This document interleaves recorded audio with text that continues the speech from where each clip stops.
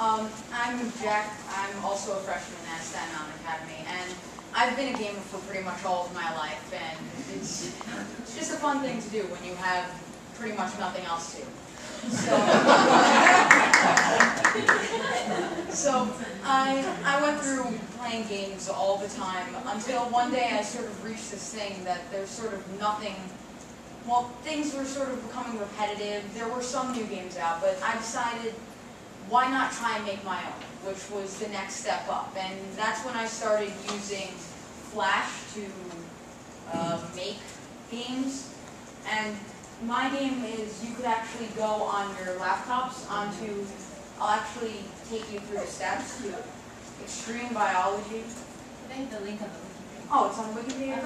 So, yeah, you just have to get to my Jack thing. This was something I made in Flash, just an animation. But I decided, why not present in Flash what you can do with Flash? And it was sort of just a simple game in which you're this green apple over here, and your enemy is this red apple, and you have to run away as fast as you can and climb to the top, because the enemy will always be 1 second behind you. And there was portals on the left and right. When you enter one, you come through the other, and you try and reach the flag.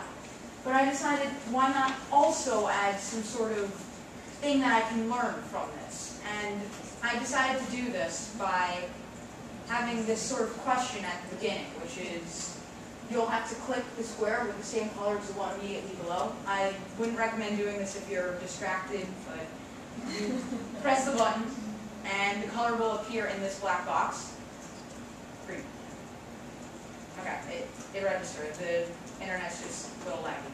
So then it tells you to get ready, and once you start going, there's the red apple behind you. Like, you have to try and run for your life, try not to die. And it's just a pretty simple game, but once you get up to the top, you can celebrate. I missed. You can celebrate, and the game's ended. But it then asks you the same question as before, which is what the color is. And although I'm distracted, so it's not the best of the experiments, it tells me how many more seconds I took before I was playing the game and after on the same general question, which was a whole thing where I was trying to collect data, basically anyone who was doing this. But the only thing is, I couldn't really get a web host that would support my high score board, which was kind of confusing. I'm not sure why. But I ended up saying, if you want to right now, you can tweet with the hashtag Sci10Game, just with what your score actually was, because to get some sort of idea of what it might have been. But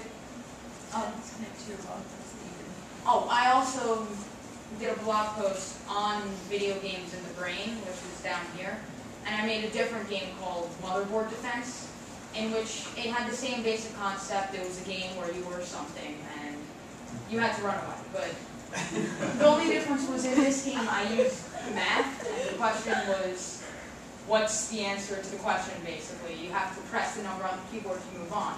But I later realized that not everyone is 100% sure on all of their times tables, and so they might go. Yeah, in this game you pretty much just run away from the thing until it hit you 20 times.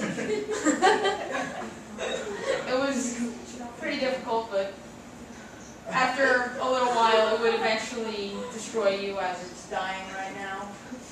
And it followed the same concept: after you're dead, or you win, which doesn't happen in this game. It takes you back to answer again. And the same idea that would give you the problem, and took less time. And I did that just to see what would happen. But based on what I looked online, it seemed that it should increase your reaction time to play games.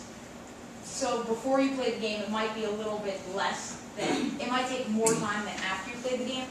But the only thing is, being that my games had to be very short, you didn't really get involved, so the results would be really small, if evident, which was the only problem with the experiment.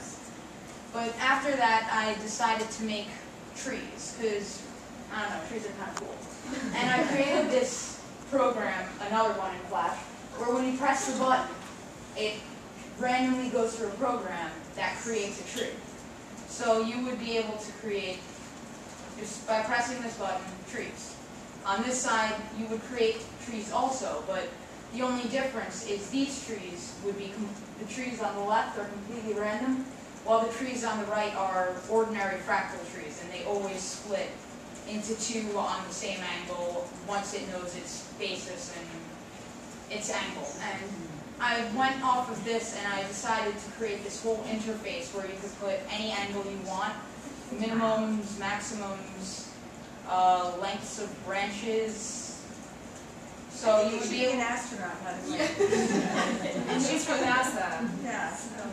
You would be able to fill any information out just to see what would happen.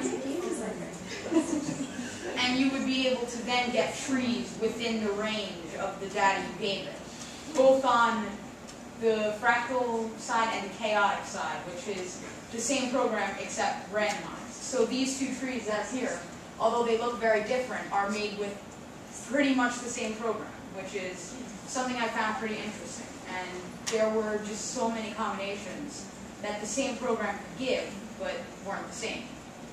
So I found that interesting, and it was just something you could do with Flash. And if you wanted to, which would have taken a lot more time to have programmed, you could, this is a tree with just one branch, so it's kind of weird. You could have had this whole output thing and had it record what trees would look like, follow trends. And Flash has been, for me, actually a good way to basically simulate things that I can't really do in real life. I mean, I wouldn't, and I doubt any teacher would be able to go up to a board and draw a perfect fractal tree, and based on a certain angle every single time, without it taking like 10 minutes before each one. So, preparation, although for doing Flash projects you need to have a knowledge of how to, it's actually a really useful tool in my opinion for anyone who can use it. That's pretty much it. Yeah, that's Great. pretty good.